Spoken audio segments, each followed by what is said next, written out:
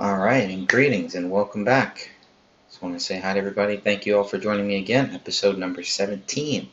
If you've made it this far in the series, I really appreciate that.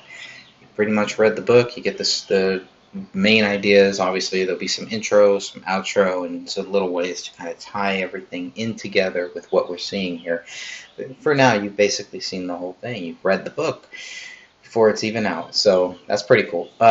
And again, I thank all of you for watching this, for joining me for the early days of COVID-19. Is what we've been talking about here and what we will continue to talk about as we go forward here. So not too many more pages left in this book that I have, so I'll go ahead and we'll do a little screen share and then we'll get right back into it here. Pull this up.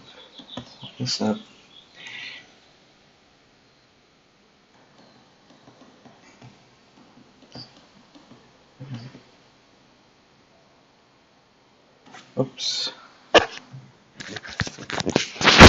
This would probably help. This may make it a little easier.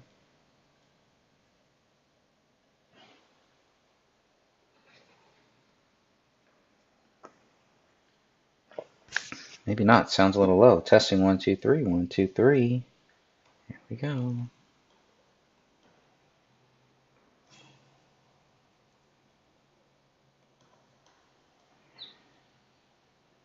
Okay. All right. So we last left off May 21st. We still got pastors plan to reopen. California pastors agree to reopen May 31st. Defy Newsom's stay-at-home order. Defying the orders. Nothing new here for some pastors. So that is from San Francisco CBS Local. I want to get to the Bill Gates stuff, but let me see if I can pull that up here. Try to go through this. See if this works. Boom, boom. Seems to be working. And I just want to check my mic. I feel like my mic level, my mic is a little low here, but that's all right. I guess that's not too much that can be done about that. But so, all right, we're going to share. So let's look at this. Don't forget, Immersive Reader. Turning on Immersive Reader. Okay, it is on. Excellent. Oh, actually it went off. Okay, that's all right.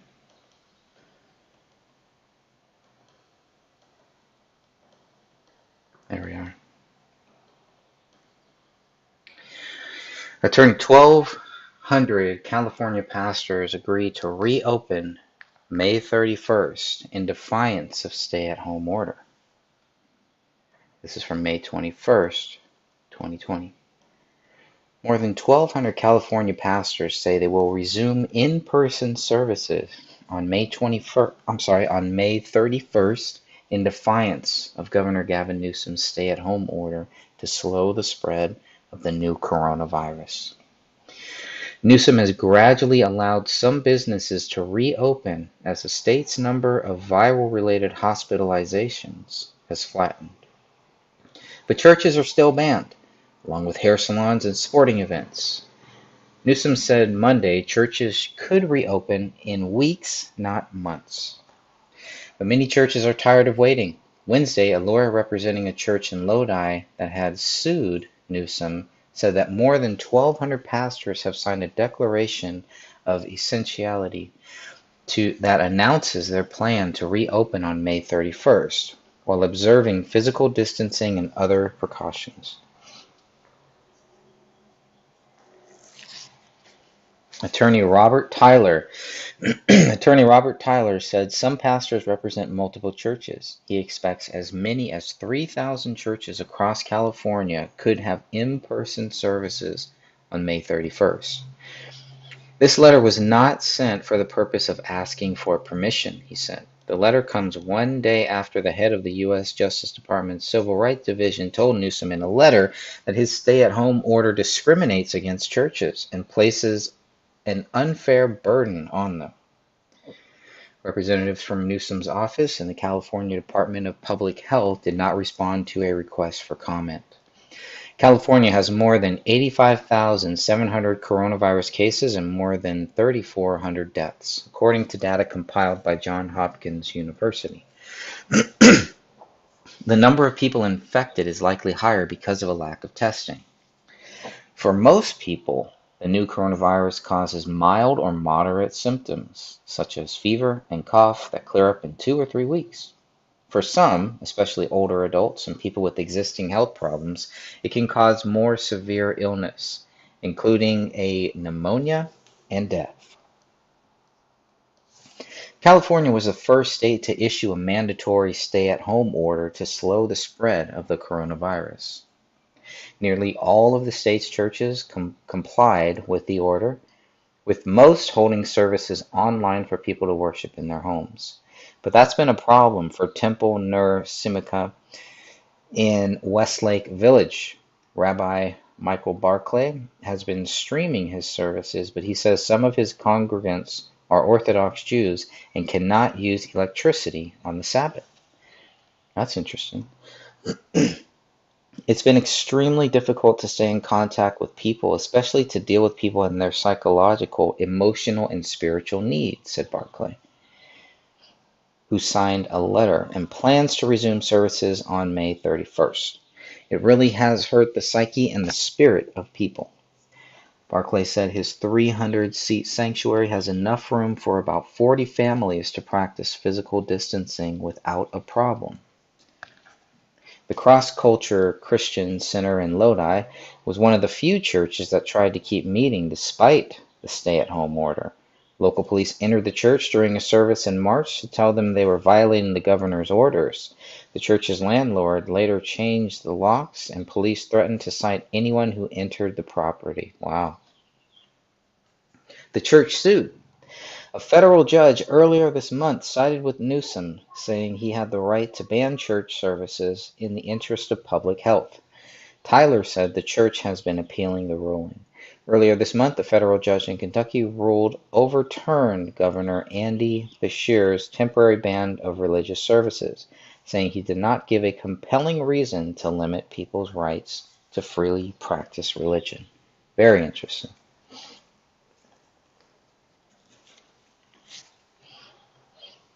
Can stop sharing that one. So that's an interesting article right there. Yeah,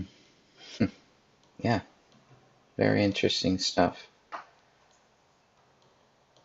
Now we're going to get to, this is interesting. I wonder what I put this in here for, because this is for January 22nd, 2015.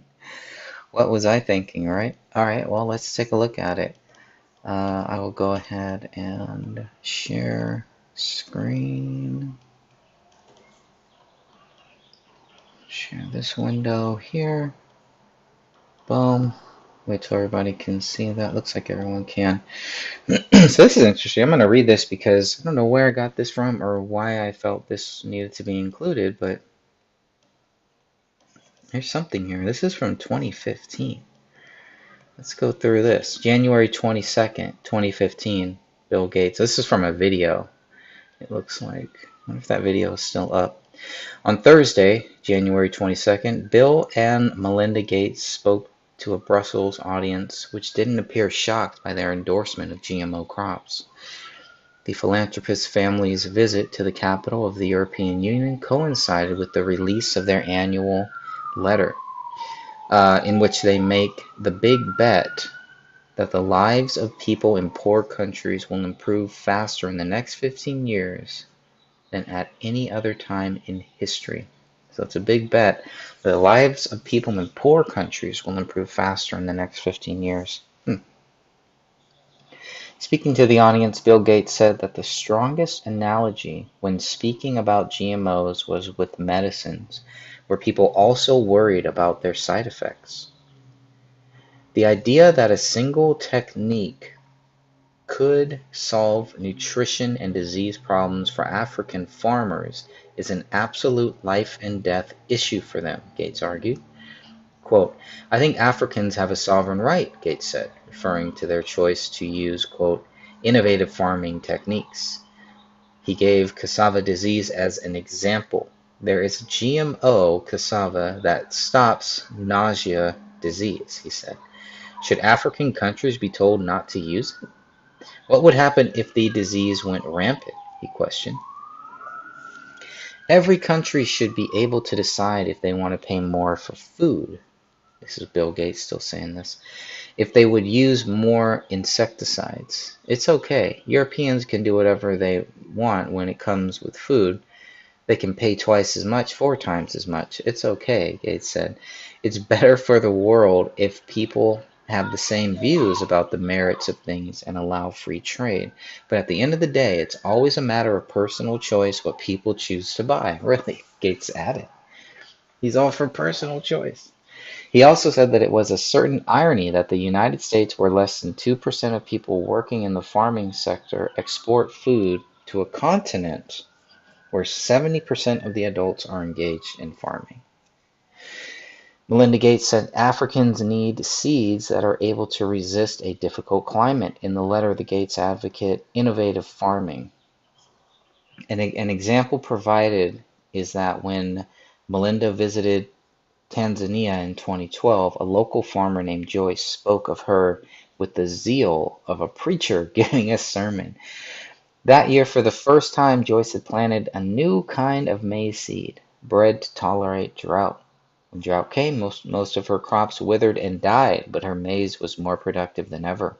She sold the surplus to buy beans and vegetables and other nutritious food for her family, and had money left over to pay her children's school fees.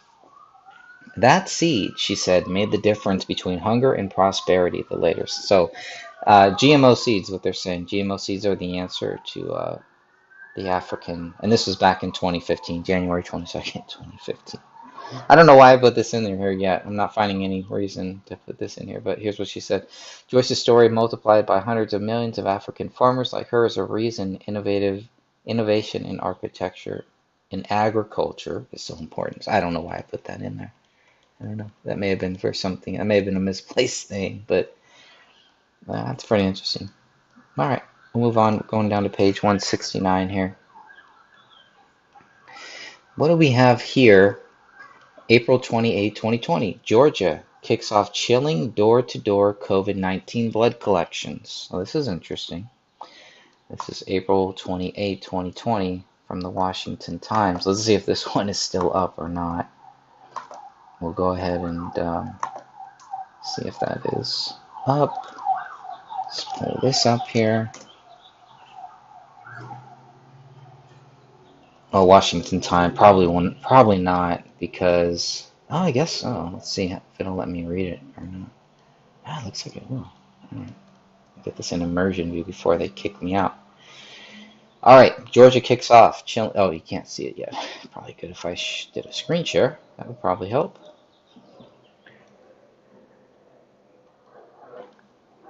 Here we go.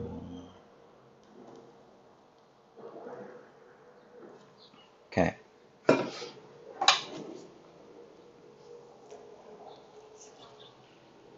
Georgia kicks off chilling door-to-door COVID-19 blood collections. Remember, this is April 28th, 2020, right? April 28th, 2020. This is an opinion piece. Let the government press coronavirus-tied blood collections of citizens begin, and begin they have. They have in Georgia, at least, where the state's Department of Public Health recently announced, in cooperation with both Fulton County and DeKalb County boards of health, that to learn more about the spread of COVID-19, an investigation has commenced. And it's an investigation that's leading government officials to make random stops at randomly selected residences and ask random citizens for, get this, their blood. This is how it all starts. First they come a knocking, And then they come chop blocking. Citizens' DNA in the hands of unelected government officials. What could go wrong there?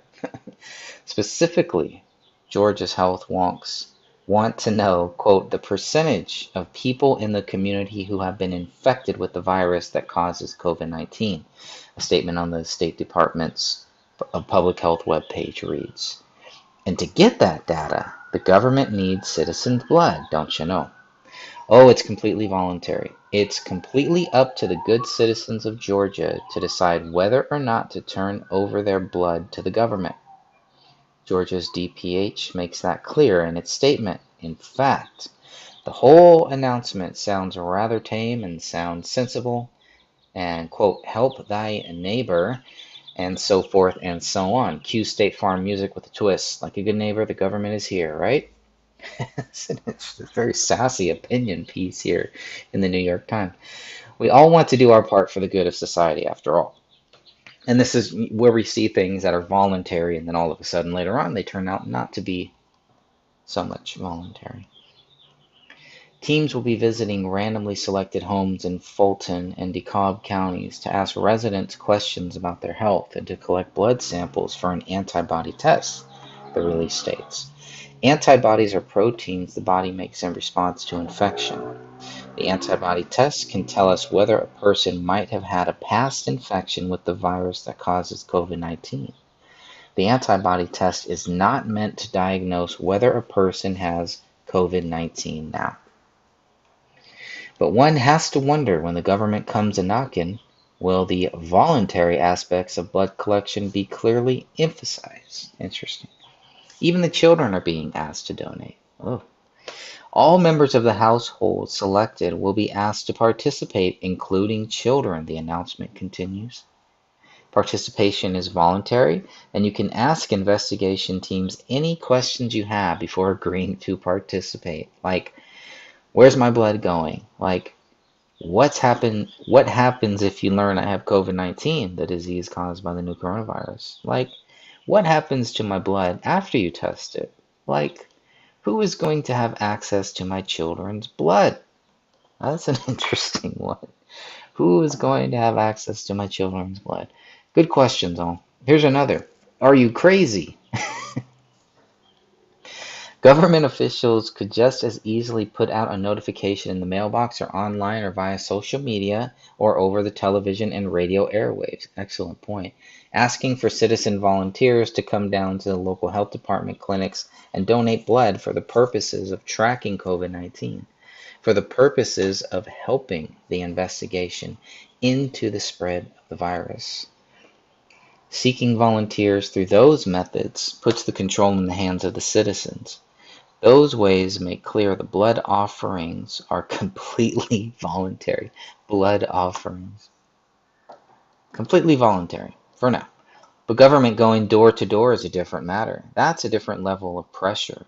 That's a different situation that puts the government in control, that sends a maybe subtle, but maybe not so subtle message. Comply or face consequences. What consequences? Well, the unknown for one. The unknown of telling government no and then not really knowing how government is going to react to that no, or not knowing how neighbors might perceive that no. If government really wanted volunteers, government would post a flyer or send a letter. The fact that government is knocking on doors means government, yes, wants quote unquote volunteers, but also that government really, really, really wants everybody to volunteer. See the difference? Former President Ronald Reagan said it best. The 9 most terrifying words in the English language are, I'm from the government and I'm here to help. That is it. Chilling on steroids. Well, that's a really interesting article. This is written by Cheryl Chumley. She can be reached at cchumley@washingtontimes.com, and she's also on Twitter at chchumley. CK on Twitter, CK Chumley.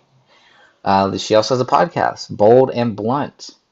Pretty interesting stuff. I may have to go and check that out. I like that. The New York Times, when I heard the New York Times article, obviously, kind of cringe a little bit. That was a great article. Very great article there. I need to print that out. Usually with the Washington Times stuff, um, you can just print these out. If you ever just want to print a PDF, anyone, just do save as PDF on your printer. Whatever, save. And I will put that for now in my downloads and good to go. All right, and now I have it. I like that article. I thought that was really good. Very good article. You never know with the Washington Times. And we got a few more things from May 20th, so let's go through some of those here. Why not?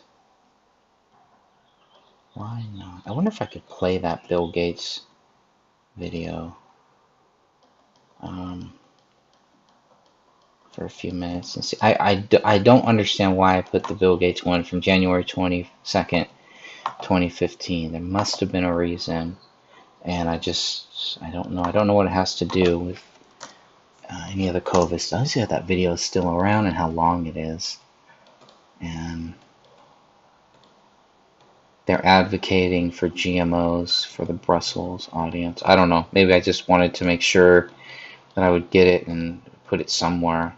I'll go ahead and play this for a minute, and then we'll get back into this. Maybe there's a reason that I'm just missing. Wouldn't be the first time. Okay, let's see. Share tab audio. Boom. Boom.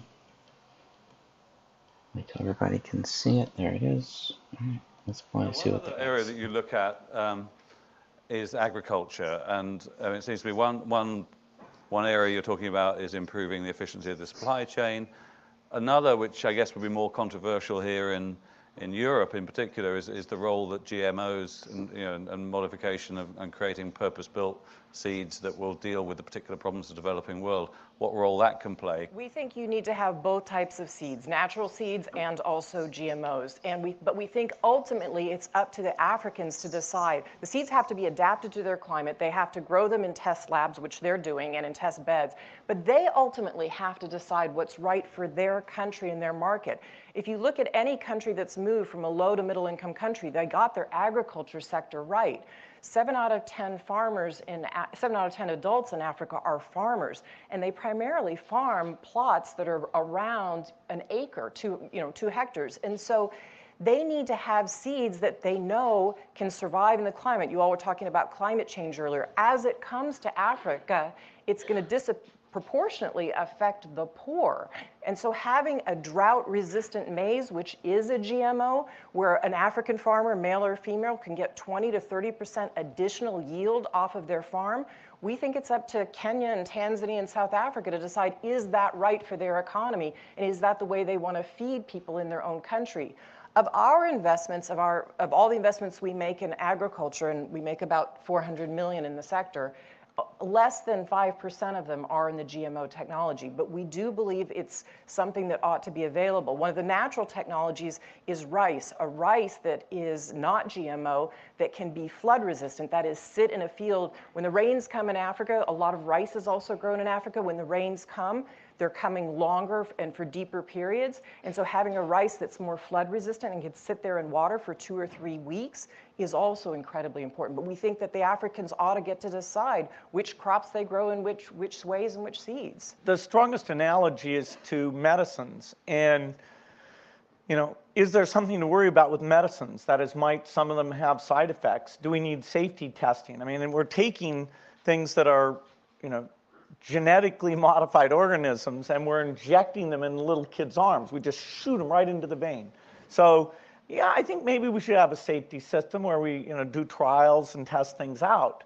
The idea, though, that you would take a technique that promises to solve nutrition problems, solves productivity problems, solves crop disease problems for African farmers, where it's absolutely a life and death issue for them. And you would say, oh, nothing that uses that technique should possibly use. And it's so random what's considered in GMO and what's not considered GMO, irradiating things and having multiple chromosomes, that's not GMO. Whereas things where you intentionally insert in things in a very careful known way, that is GMO. And in fact, you can't even tell once you have the results, the idea of how it was derived. There's no natural breeding can create exactly those same things. So I do think the Africans ought to have a sovereign right. Take cassava disease that's spreading throughout the continent. It's a very important crop. There is in the labs being worked on a GMO cassava that will stop mosaic disease.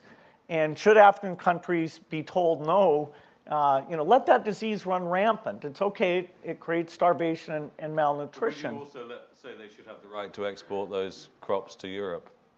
No, every country should be able to decide if they don't want to eat stuff. If they want to pay more for food, if they want to use more insecticide, it's okay. Europeans can do whatever they want when it comes to.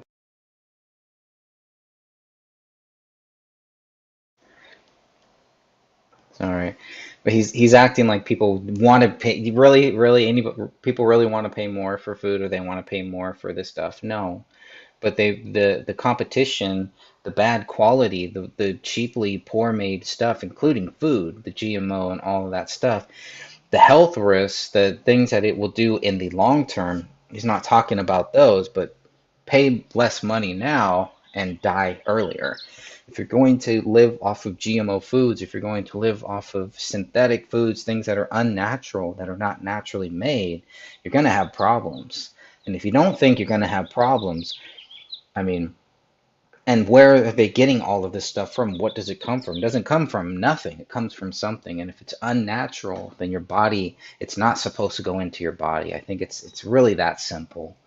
Anyway, that's how I would take it. But I don't know. I don't know if I want to listen to any more of this guy. I'll listen to maybe another one. Twice as much, 4 times as much. It's okay. Don't eat butter. Whatever feels good. It's okay. That sounds to me like you question the benefits of trade in agriculture, which I would have thought is a huge part. No, it's better for the world if people have sort of the same view of the merits of things and allow free trade. But at the end of the day, there's always personal preference and choice in terms of what people choose to buy. The big deal here is that Africa has a huge problem, and it's not that interesting to argue this thing in the abstract. It's as these new products come along, then will people try to say to Africa, no, that isn't the kind of thing you should, vitamins in your food? Are you kidding? There's a certain irony that. It's pretty interesting. Yeah, that's pretty okay. I'll stop there. But that is pretty interesting about what he's talking about and what he's mentioning, what he's bringing up here. But again, it doesn't really address the real issue. Solving the hunger problems with fake food is not, to me, is not really solving the hunger problem, not solving the hunger issue. So let's go ahead and get back to, so I don't know. Sorry guys, I wish I knew why I decided to put that in. We're going to try to read this other one, New York Post here. So I'll go ahead and pull that one up on screen. And we'll continue on. Again, thank you all for joining me here. I really appreciate it. Okay, so hopefully everybody can see this here. And we're going to look at, from May 20th, Florida nurse struggling with coronavirus trauma found dead in his car. So more suicides now here, right? More suicide talk. Let's see what we can find about that.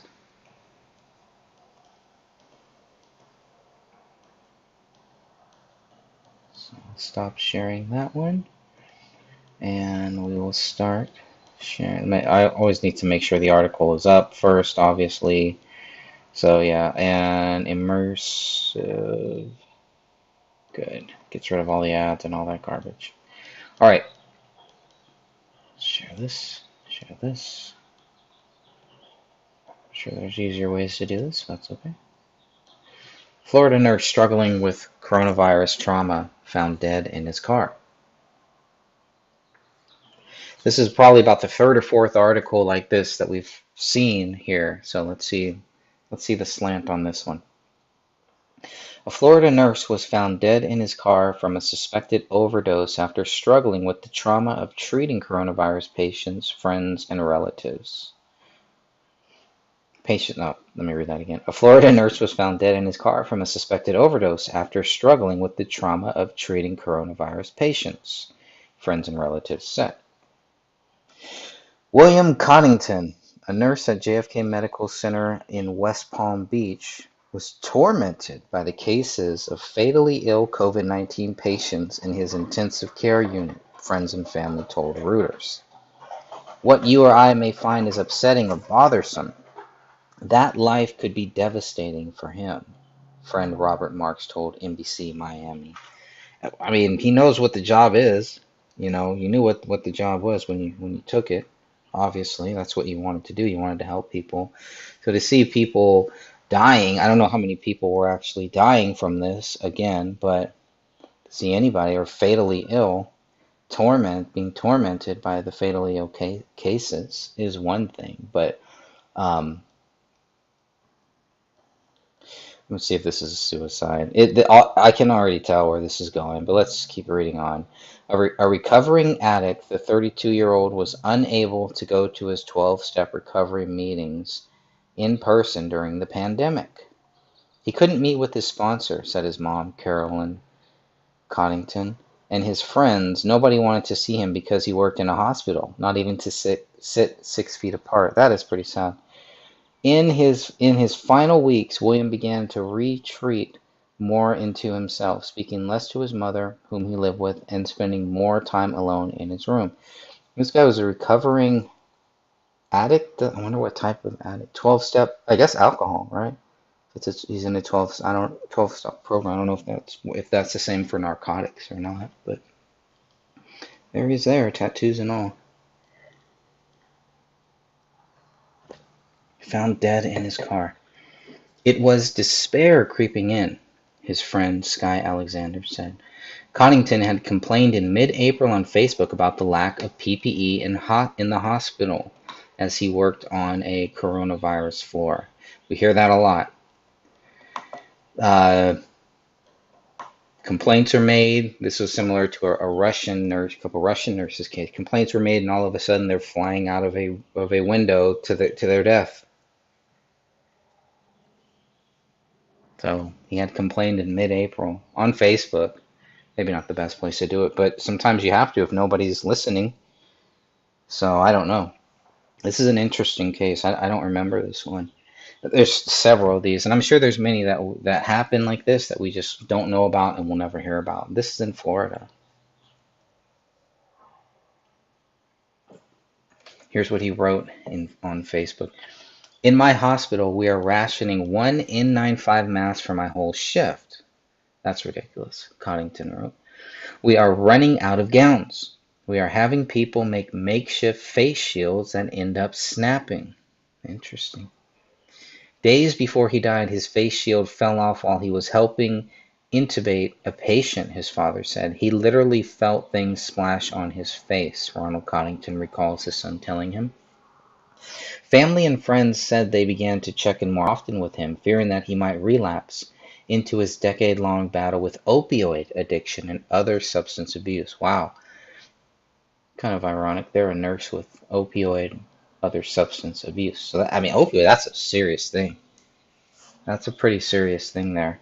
I thought they tested nurse, but he was in rehab. But he couldn't get to his meetings. I guess they didn't do online meetings at that time. My dad is in the Al-Anon, one of the Al-Anon groups, because my stepmom who passed, she was a recovering alcoholic, so she was in AA, and I'll have to ask him, but at least here this is not Florida, a totally different state, totally different thing, but I think they were doing online meetings too. I'd be curious to know why there were no online meetings during this group. Not that it would have really made that much of a difference, right? But we'll see where this is going. Either this guy was killed, or they're going to tell me that he killed himself. So Or maybe they'll avoid the whole thing. They're really jumping around. All is just really to make you see, well, look at what the nurses are going through, how tough it is, and they're dying because of this, and nobody's doing anything, right? That's what it sounds like here. You are so needed right now by others. You can be great, his father wrote to him in a text message on April 1st, April Fool's Day. Please, please bury me someday. Don't make me bury you. I love you. Oh, that's pretty creepy. That's pretty creepy. A little foretelling. After getting into his fight, his mother checked his phone location on April 25th and saw he wasn't at the hospital. Who did he get into a fight? What? She drove to a Deerfield Beach hotel parking lot where she found him dead from what the family believes was an overdose. Okay, suicide. Overdose. Well, overdose, suicide. That's a touchy one there. But he was complaining about things that were going on in the hospital too. So put your tinfoil hat on and let the conspiracies commence. Oh, this is sad. But I wonder about the fight. I'd like to know more about the fight there. Fight with his mom or fight with somebody at work? It's not really clear, I guess. I guess with his mom. I don't know. His father said police told him they obtained a video showing his son sitting in the car when another vehicle pulls up and some kind of exchange occurs that he suspects was a drug deal. The Broward County Sheriff's Office said it is still investigating his death but does not suspect foul play. Catherine Walton, a spokesman for JFK Medical Center, declined to comment on Williams' death but said the hospital's goal was always to protect employees.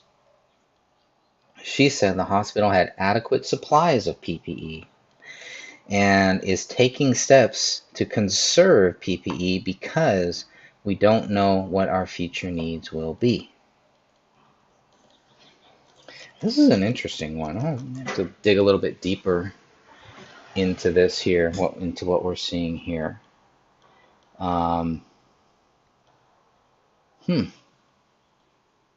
PPE, personal protective equipment for infection control. Just if anyone was wondering what that is, I want to see if I can.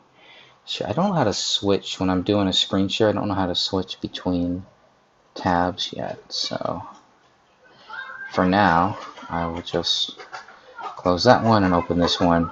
For anyone wondering about PPE, this is from the FDA.gov. Personal protective equipment, PPE, refers to protective clothing, helmets, gloves, face shields, goggles, face masks, and/or respirators, or other equipment designed to protect the wearer from injury or the spread of infection or illness. It's just in case you were wondering what PPE is. Okay. So that's an interesting article. That is a very interesting article there too. You can see why I wanted to make sure to include that one. Alright, we won't go too much longer here. I'm really bad at trying to keep these to a minimum. I have another article here. I'll just pull this up for you guys. From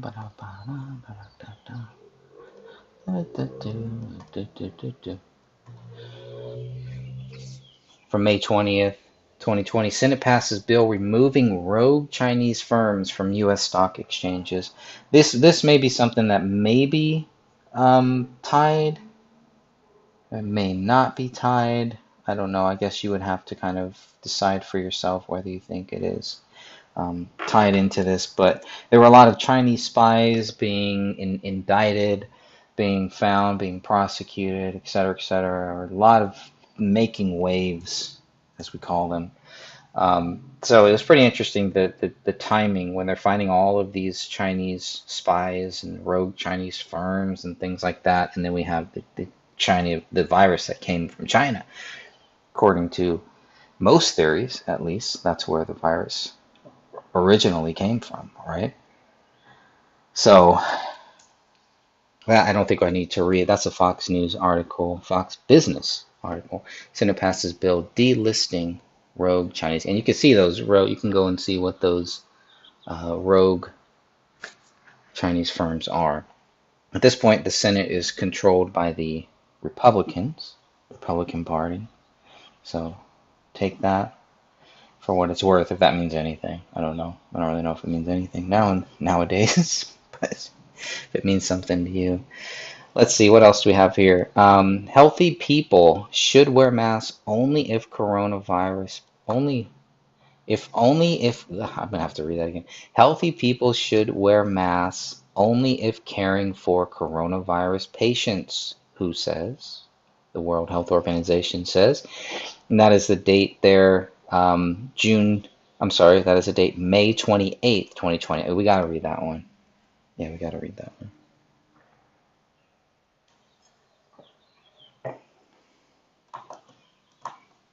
Let's get shadow banned even more, if possible. Alright, so I'll pull this up. Oh, this is a good one. This is going to be good, I can tell. New York Post, again. Let's see if they have it. They do. Okay. Go into immersive. This is interesting here because this is when, well, a lot of the stories are going to change back and forth here to what we see, to what we know now, right? Or even to what they were telling us and who was telling us what. But this is what the World Health Organization was saying back on May 28th, 2020. Healthy people should wear masks only if caring for coronavirus patients. So what changed? This whole mask thing, this was very interesting. It wasn't just the WHO that was saying things like this. Our government was saying things like this too. The Surgeon General was the one who came out and said this. And then Anthony Fauci shows up, Dr. Birch shows up, and a lot of things really change and really switch here. And all of a sudden, to coincide with this mask mandate, a lot of the cases start rising as more people are wearing masks, being forced to wear masks and going out in public, things like that. It's pretty interesting. There's a lot of theories. There's a lot of things we could say about that. But let's just read what the World Health Organization says here. California opt out in privacy rights. Okay, let's see. What does that have to do with anything? Let's see. Does this really have the article? Okay. Oh, this may be it's like a privacy notice. Okay. How about this one? Strictly necessary cookies, technology, cookies, blah blah blah. Where's the article? Let's get to the article. Come on. I may have to go back and... Wow, this is all functioning. Look at this. This is all just like tagging and stuff like that. So that may not work for what we want here. Let's exit. Maybe they don't have the article anymore. They do. Okay, we're gonna have to struggle through these ads and everything. So here is what is being said. This is by Luis Cassiano, Fox News, but this is being May 28, 2020, okay? So we're going to go ahead and read through this, despite all the ads and all the other garbage. The World Health Organization is recommending healthy people, including those who don't exhibit COVID-19 symptoms, only wear masks when taking care of someone infected with the contagion. A sharp contrast from the advice given by American public health officials who recommend everyone wear a mask in public. This is interesting here because American public health officials recommending everybody wear a mask. The World Health Organization saying only those who don't, if you're healthy, only wear a mask if you're taking care of someone who is infected with COVID. I find that very interesting, and how this changes, right? Because this does change.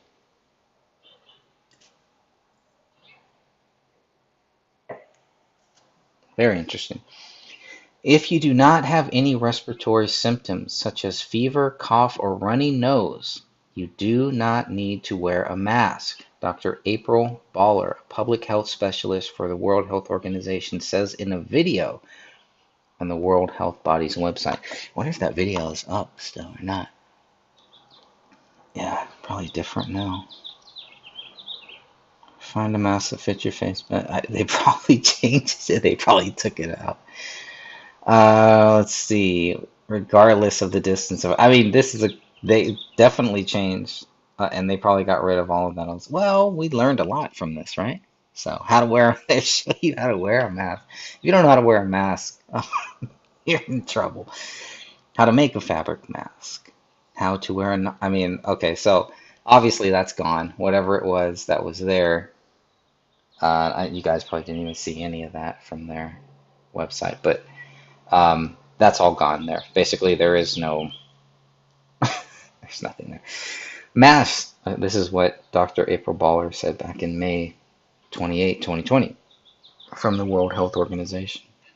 Masks should only be used by healthcare workers, caretakers, or by people who are sick with symptoms of fever or cough. Yeah, exactly.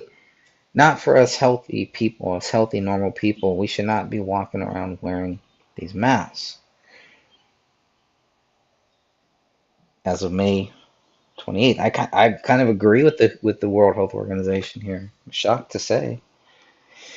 The recommendation differs from the CDC, from the Centers for Disease Control and Prevention, which urges individuals to wear a mask or face covering in public settings regardless of infection to limit the spread of the virus. We know from some recent studies that a significant portion of individuals with coronavirus lack symptoms, they're asymptomatic, and that even those who eventually develop symptoms pre-symptomatic can transmit the virus. So you can transmit the virus without pre-symptomatic. No symptoms or pre-symptoms. Wow, can transmit the virus to others before showing symptoms, the CDC mask guidance says. In light of this new evidence, CDC recommends wearing cloth face coverings in public settings where other social distancing measures are difficult to maintain. Baller noted that masks can give people a false feeling of protection and noted that sick individuals should wear one to prevent transmitting the virus to others. Yeah, people who get the jab, who get the shot, should probably wear them too, not walking around infecting all of us normies. Messages to the WHO from Fox News were not immediately returned. Surprising they didn't return your guys' call. The CDC recommended last month that people wear non-surgical face coverings when out in public after previously advising only healthcare workers and people exhibiting symptoms to do so. A new study suggests that wearing masks could cut COVID-19 cases by 80% if people heeded the advice. And are we seeing that? They get the jab, they get the shot, they wear the mask, they got the boosters, they got 5 masks on, they got gloves on, they're in a plastic suit. They're still getting COVID. Universal masking at 80% adoption flattens the curve significantly more than maintaining a strict lockdown, a group of international researchers wrote in the study, which has not yet been peer-reviewed. What do you think? You think they're going to peer-review that one? What do you think, guys? I don't know. There's the advertisement. So we'll see. We'll see, right? Well, we did see. The authors noted that countries and regions, Macau, Beijing, Taiwan, Singapore, and Japan, with histories of wearing masks, have seen huge reductions in the number of coronavirus cases after reaching their peak. Well, there's a reason why all those countries were wearing masks, specifically Japan and China and different places like that, because of these other viruses that they had. So they've been dealing with this. They're getting hit. Are some of these viruses canceling out each other? Is it really the mask? Or is it the competing viruses? I don't know.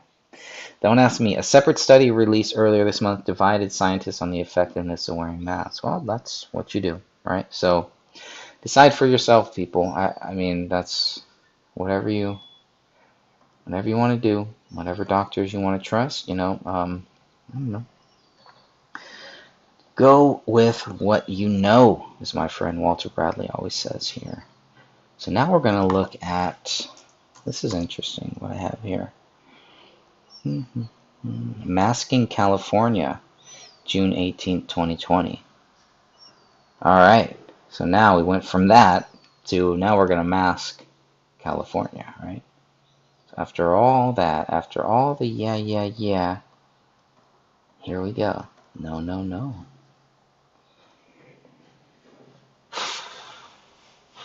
Well, this is page 170. Wow, we are almost done. Almost done. I can't believe you all made it here to the end. How dare you?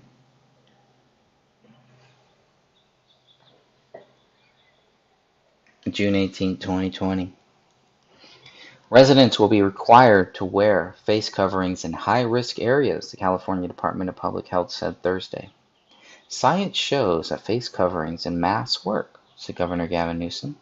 They are critical to keeping those who are around you safe. I mean, there we go. Science shows.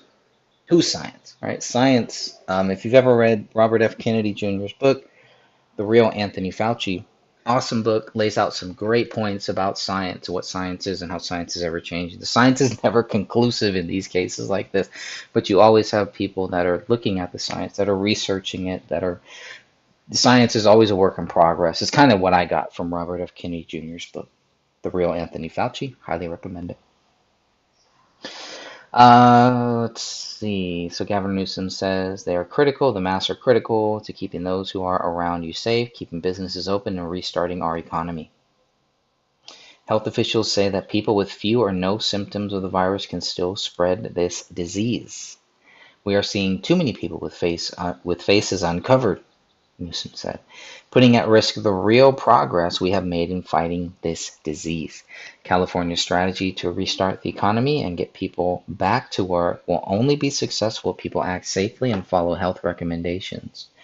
That means wearing a face covering, washing your hands, and practicing physical distancing, Newsom said. Residents must wear a face coverings in the following situations. Here we go. Inside of or in line to enter any indoor public space, obtaining services from the healthcare sector in settings including, but not limited to, a hospital, pharmacy, medical clinic, laboratory, physician or dental office, veterinary clinic, or blood bank, waiting for or riding on public transportation or paratransit, or while in a taxi, private car services, or ride-sharing vehicle, engaged in work, whether at a workplace or performing work off-site, when interacting in person with any members of the public, working in any space visited by members of the public, regardless of whether anyone in the public is present at the time, working in any space where food is prepared or packaged for sale or distribution to others, working or walking through common areas such as hallways, stairways, elevators, and parking facilities, in any room or enclosed area where other people, except for members of the person's own household or residence, are present and unable to physically distance, driving or operating any public transportation or paratransit vehicle, taxi, or private car service, or riding share vehicle when passengers are present. When no passengers are present, face coverings are strongly recommended. That's why you see people in their cars driving around with their masks on. No one else is in the car. Thanks, Governor Newsom. While outdoors in public spaces, when maintaining a physical distance of 6 feet from persons who are not members of the same household or residence is not feasible. Children and people with medical conditions are exempt from mandatory face coverings rule. Really? Children and people with medical conditions are exempt from the mandatory face coverings rule. In case you didn't know, now you know.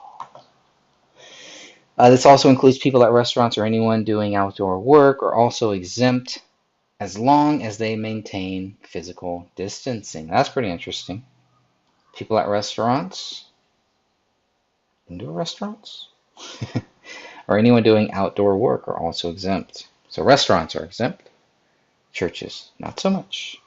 As of Thursday, the state reported 163,446 cases of COVID-19 and 5,282 coronavirus-related deaths, according to Johns Hopkins University. Coronavirus-related deaths, not coronavirus deaths. Just throwing that out there. On Wednesday, public health officials in Sacramento County said there was an increase in cases connected to the in-home gatherings. Oh, the in-home gatherings now, right? Even though it was okay if you're, in home with people inside of your house, that was cool. But no, not anymore. We do know that many of our cases are stemming from gatherings that are happening in homes, graduation or birthday parties, funerals, or other groups in homes. The Sacramento County Public Health Department said in a statement. We also have a few confirmed cases in which we know they attended the recent protests. Uh-oh. And the protests, they never really went there, right? Just a few confirmed cases from the recent protests. This is KCRA.com. Title of the article, More Economic Gloom, California Jobless Rate Hits. Wow, 116. Okay, interesting. We're going to end it right there. I think that's a great place to stop it. To stop right there. We literally have just a few more pages left there. We made it to page 171. We're on page 172. So, all right, everyone. God bless you all. Thank you all again for taking the time to watch this. I really appreciate that. And until next time, this is episode number 17. We'll come back with episode number 18. And there may be one or two more, and I don't think it'll go beyond 20. So we made it this far without any strikes. Some shadow banning, I'm sure, but that's okay. Doesn't matter. This will be on Rumble. This will be everywhere else in the podcast version. For people that want to see this, that want to get a good idea of what the book, The Invisible Enemy, COVID-19, will be about, you've got it. So just a lot of research, just a lot of data. A lot of stuff that happened back then. And I may interject some personal stories or things like that in here at some point, but what we're going through right now is the rough draft of this book. We're at the very end where it's pretty much just the actual articles. And then I'm sure what I did is I continued on. I started a Facebook page called The Invisible Enemy COVID-19. That was fine. The Kyle Rittenhouse page that I started, gone. Couldn't have that, but this one is okay. So I'm glad that it made it. I'm glad that the Facebook page is still out there. So if anything worse come to worse, we'll continue on there until I'm able to finish the book I'm working on, the Kyle Rittenhouse book, and then another secret project, and then hopefully get back into this one and maybe even into some of the voter issues. I may have a book on that coming soon. And, of course, Shadows and Light, which is going to be the big book that I'm working on, that I'm very excited about finishing at some point here in my life. God bless you all. Until next time, may Jesus Christ be with you.